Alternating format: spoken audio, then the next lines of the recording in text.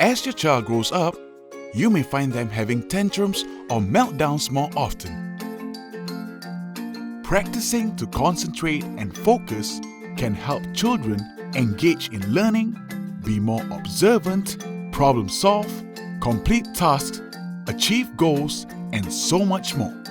Here's a fun activity to increase your child's concentration and focus.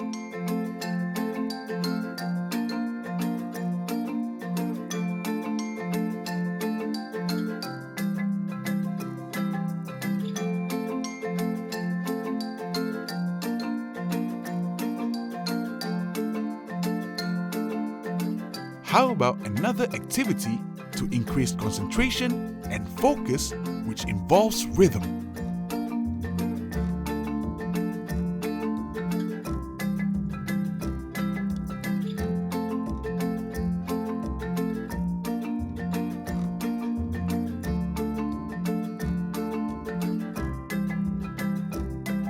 Now here's an activity, while challenging, can further strengthen your child's ability to listen carefully and focus.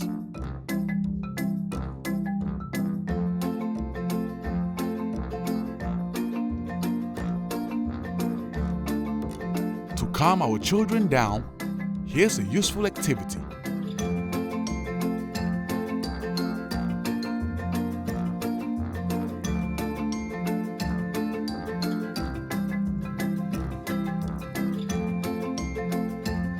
We have learned from Dr. Chung in the previous segment that talking to our children is important.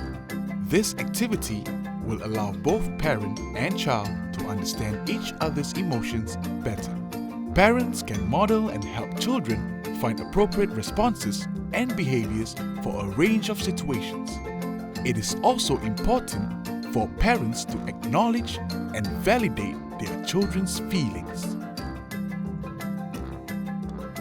Aside from hands-on activities, there are books that you can use to teach your child about regulating emotions and feelings. Next up, we have Sadida from the National Library Board. She will share with us a book on how to regulate emotions and feelings, as well as tips for reading with your child.